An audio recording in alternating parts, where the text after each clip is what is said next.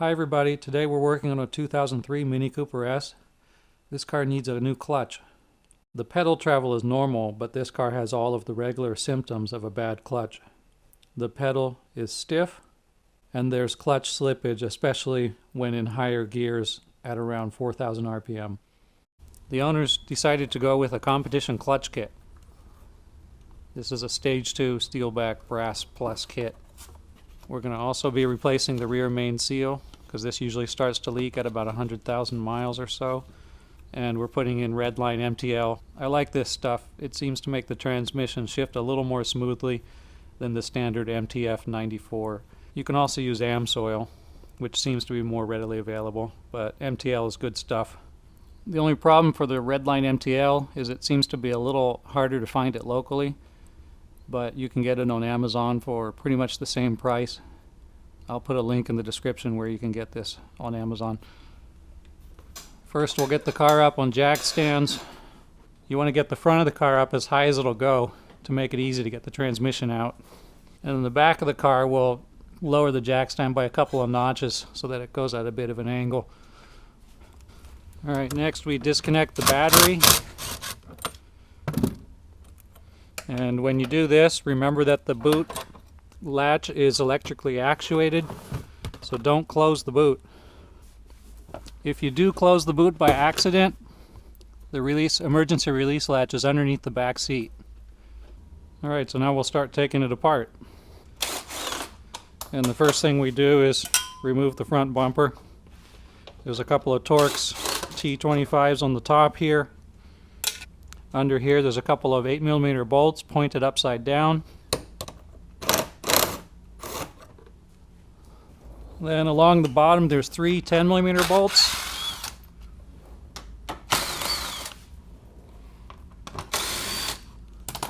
And then on the outside edge there's two Phillips head screws. Now we can just wiggle and pull, and the whole bumper cover will slide right off. And disconnect the three wiring harnesses on each side. Just got to squeeze and pull.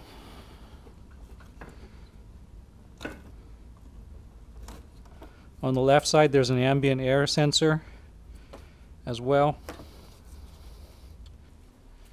And we can put the bumper cover aside. Usually I'll take the wheels off next, but it's still pretty early and I don't want to run the air tools just yet. So we'll take off the aluminum bumper next. This bumper cover is held on by 5 13mm bolts on each side. Actually 4 of these are nuts and 1 of them is a bolt. The bumper cover comes off. Put this out of the way. Right, next we'll remove these crash tubes, and they're held in by a 10mm bolt.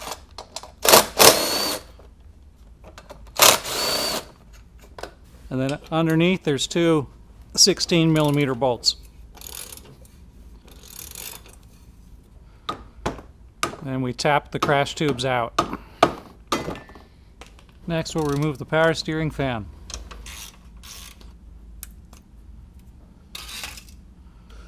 Next we'll remove the dog bone. In other words, the lower engine mount. Looks like we're missing a screw here.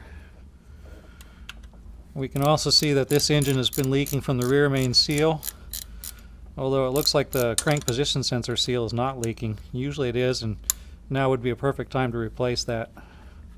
So probably it's been replaced in the past already. Alright, we're still in quiet hours, so I'll go ahead and start taking off some of this stuff off the top. So that requires us to remove this part of the intake. There's a plastic tube under here. I'll show you a little bit later. And to do that I need to remove the horn, which requires removing the intercooler. You can probably get away with leaving this stuff intact and just taking off the black plastic tube down here, but I've just found it's a lot less frustrating if this horn here can be freely moved. So I just rotate these guys out of the way. Then we go ahead and remove these boots. Careful not to drop these bolts.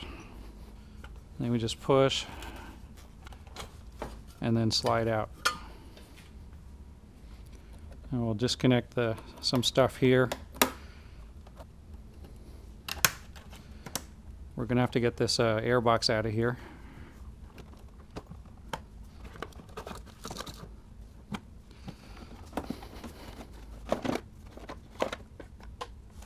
To remove the airbox, we also have to disconnect the ECU. There's a couple clips here. You just pull back on them all the way and they slide out.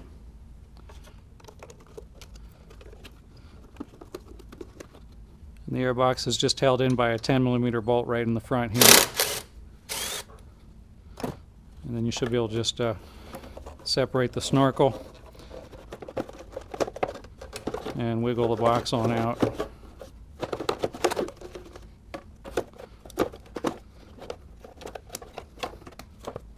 These rubber grommets usually stay behind. You want to pull them off and put them back on the box like this.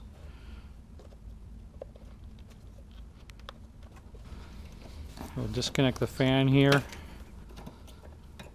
Alright, next we need to remove these front 4 plastic clips. There's 2 on the bottom, 2 on the top. You can actually grab the front and squeeze to keep the outer part from turning together with the inner part.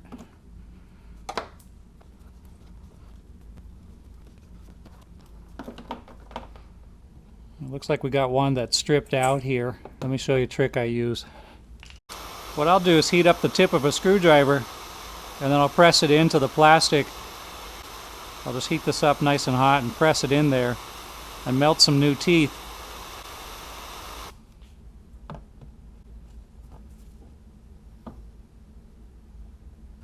We'll wait for it to cool back down, and hopefully that'll let me get it out with the screwdriver. Bingo. And if that doesn't work, then I guess it's time to replace it. Next, we'll disconnect the horn wiring on each side and then pull the wiring through. Alright, now I'll go get my bucket so we can drain the radiator. Usually there's a spring clamp under here, but for this car it looks like it's got an aftermarket worm clamp. I actually like the spring clamps because you don't have to worry about over tightening things. There's no drain plug, so you just have to basically pull off the bottom radiator hose. Watch out, it can come flying out, so I hold the bucket up here to catch it.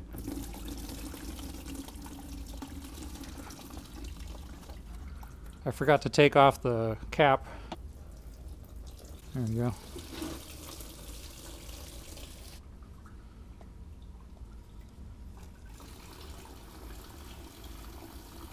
While we're waiting for that to drain, we'll remove the bolts for the air conditioner condenser. And we'll remove the top hose as well. Looks like this one's been replaced also. And before we can swing the condenser aside, we need to remove the service port bolt here. And kind of shove this down out of the way. And now the air conditioner condenser, we can just kind of swing it off to the side. Right now we can just pull the modular front end off. Whoops. And don't forget the fog lights. Just pull it up and out of the way.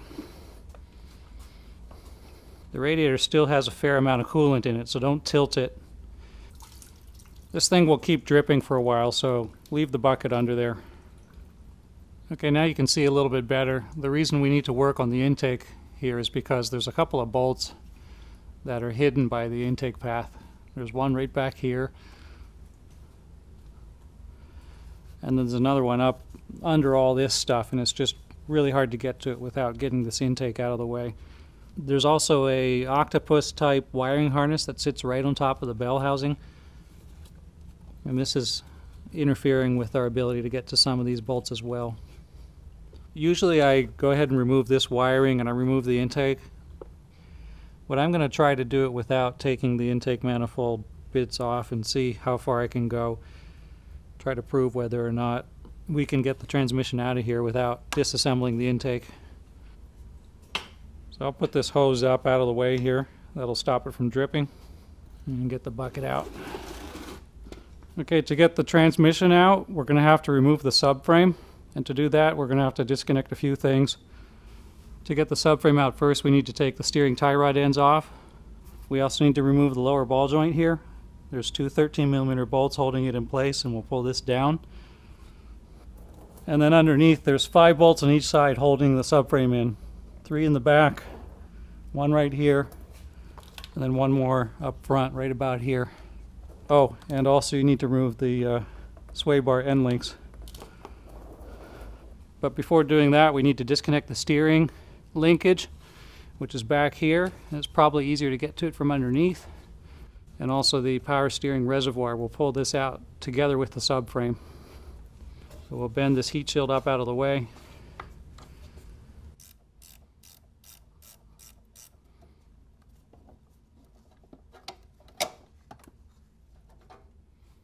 Make sure the steering's locked in the center position. Then we'll go underneath and remove the steering end link. This is a 13mm bolt.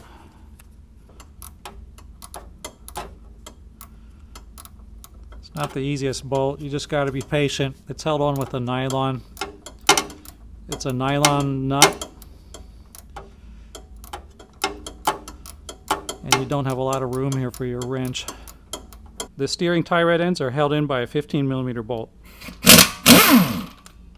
Then you just take a big 6-pound hammer and just hit really hard.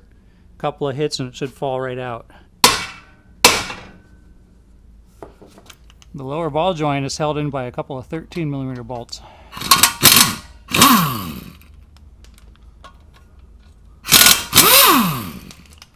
And if we're lucky, this should just fall right out of the hub.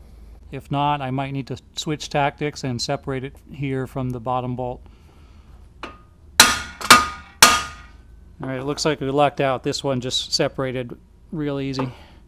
If it decides to play stubborn, you can use a tool like this. What you'd do is you'd loosen, but leave the nut on.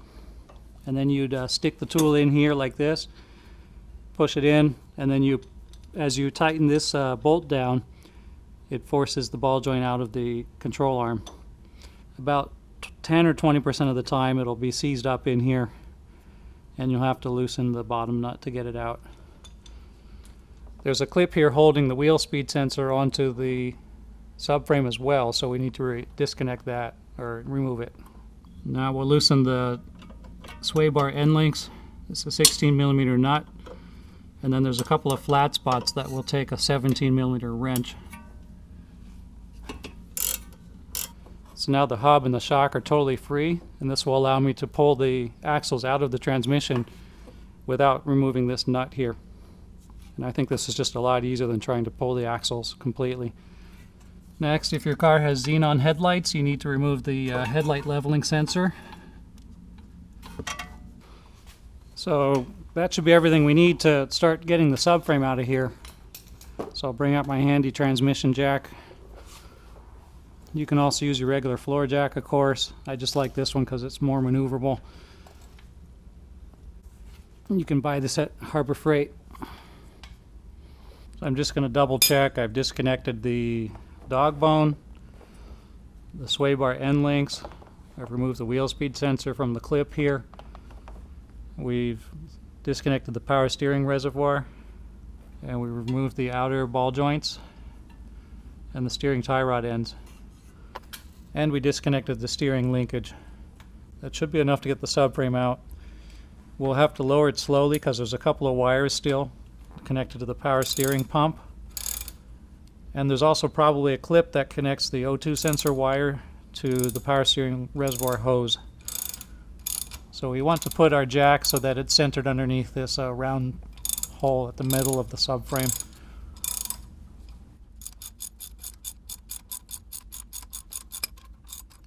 So we'll raise it up all the way to hold the weight of the subframe, and then we'll disconnect these 5 16mm bolts I mentioned earlier. There's 2 at the front.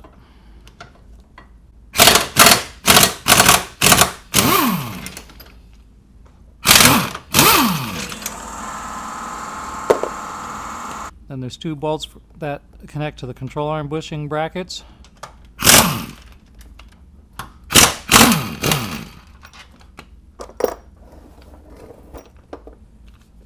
And finally, there's 3 bolts on each side at the very back of the subframe.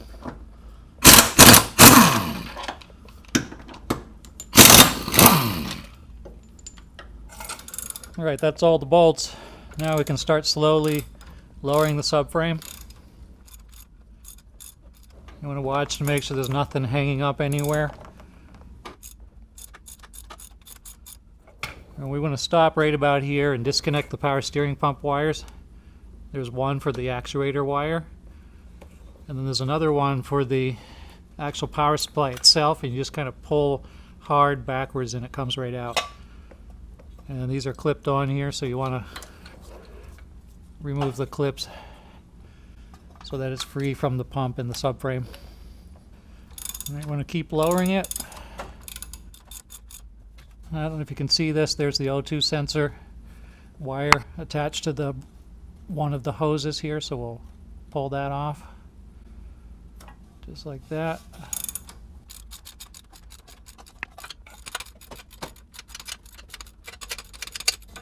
There we go, it's down all the way. Okay. Now we just have to maneuver it on out of here.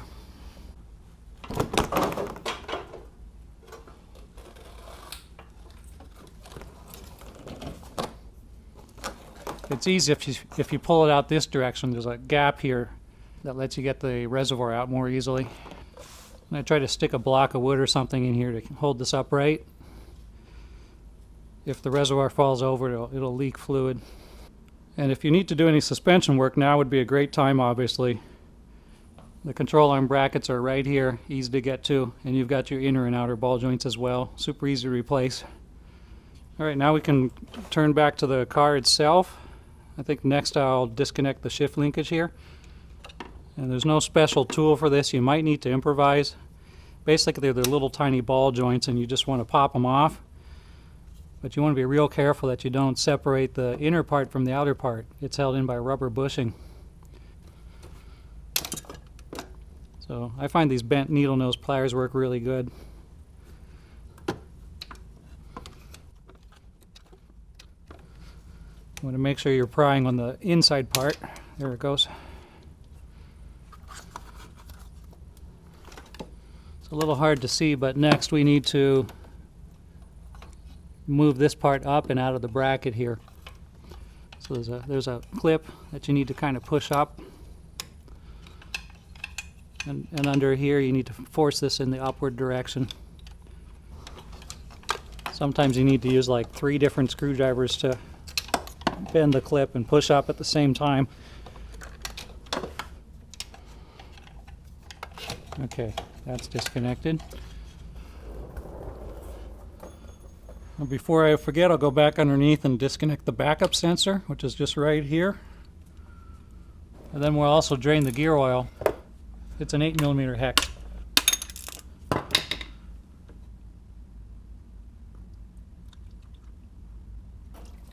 While we're waiting for that, I'll remove this dust shield.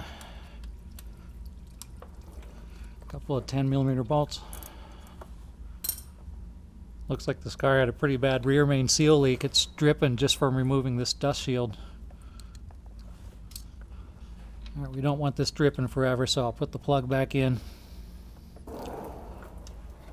Next we can remove this carrier bearing here for the passenger side, or the right side axle. It's held in by 3 13mm bolts.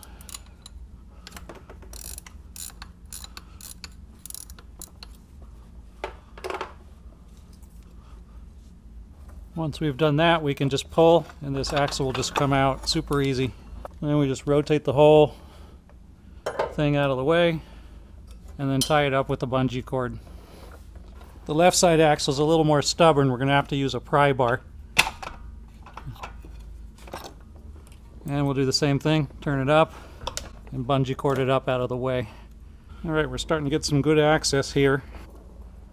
Alright, next we're going to have to remove this heat shield in order to remove this heat shield, which will allow us to pull the starter motor back and out of the way.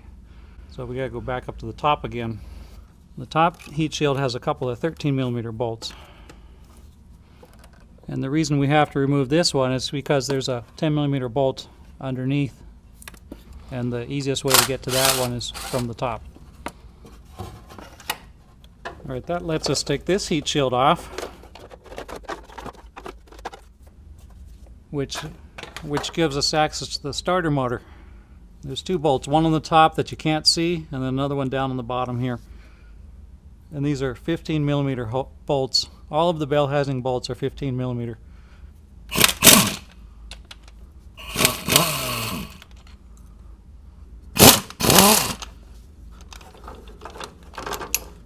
You don't need to totally remove the starter motor. You just need to pull it back just enough that it's not in the way. There's a lot of oil on this. Alright, so that's all of the easy bits. We've got all of the main items cleared from the transmission. What we need to do now is clear away a little bit here so we can get to all the bolts we need on top here. We need to remove the slave cylinder, and then we can start pulling these bell housing bolts. And like I said earlier, I'm going to see if we can get these bell housing bolts off without removing the intake. I usually remove the intake, but I think there's a good chance I can wiggle some bits in here and get to it. But first I'll remove the slave cylinder. And you want to be careful when you remove the slave cylinder here.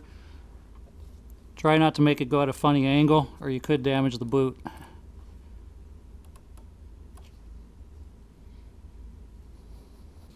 Now, let's see if we're going to be able to get access to this top bell housing bolt. It looks like we can maybe just barely make it.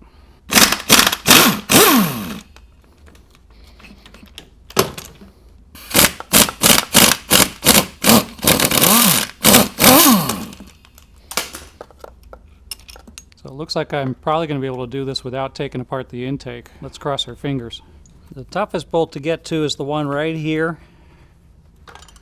It's underneath all this wiring. It seems like whatever extension you put on is either too long or too short, but we'll have a go at it. I'm going to see if we can just lift up this wiring harness just a little bit, because there we go, because the wiring is going right in front of the bolt. Looks like there's just barely enough room. I'm going to have to put a breaker bar on this. I'm doing this now because later on I'm going to put a brace bar here and it'll be in the way.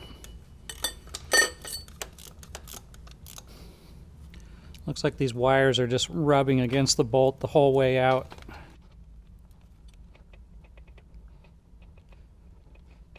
I guess the 80-20 rule applies. 20% of the bolts are going to take 80% of your time.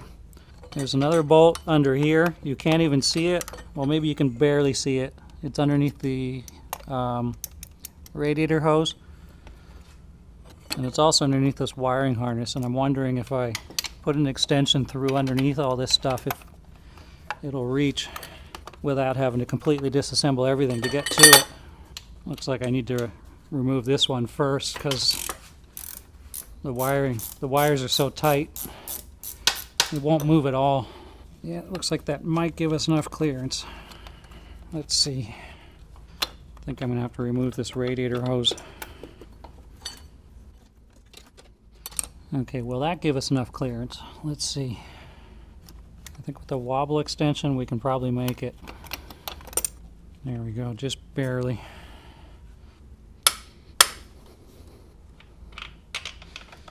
Alright, that's all of the hard bell housing bolts. The rest are super easy.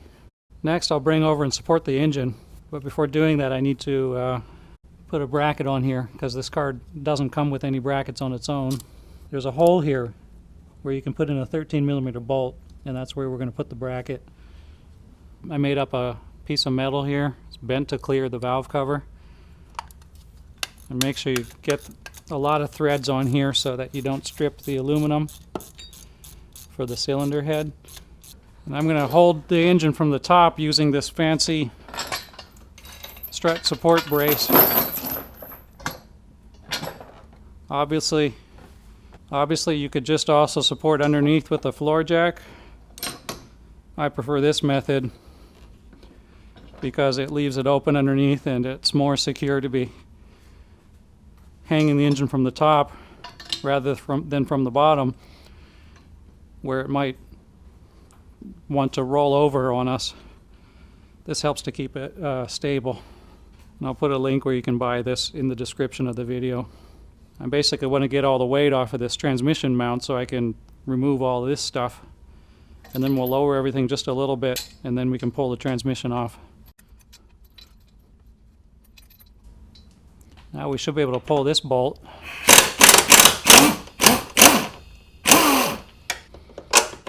There we go. And we want to completely remove this lower mount here. It's going to be in the way.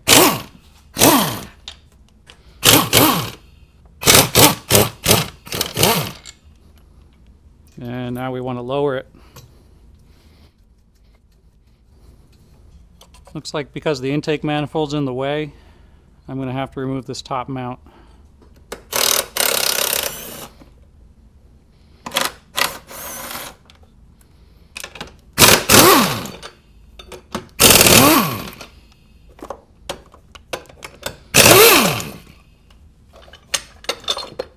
Now we need to grab our transmission jack again. What we'll do is we'll remove the bottom bell housing bolts, and then we'll put this in place, and then we'll remove whatever remaining bolts there are, and then we can pull the transmission out of here.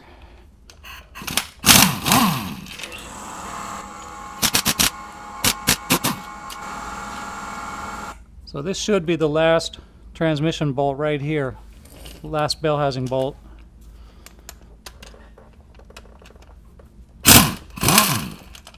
Yeah, it moved already a little bit. There we go, it's coming off already.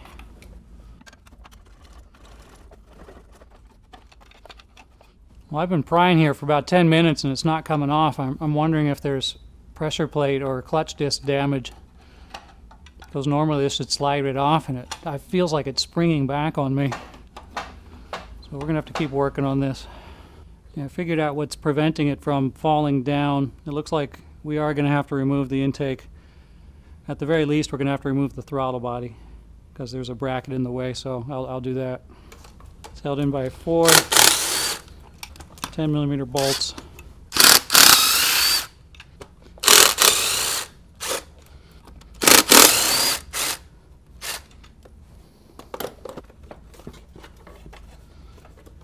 This bracket here is preventing me from getting the transmission off all the way. So you got to get this bracket off before you do anything. And now I should be able to pull the transmission off. Finally, there we go.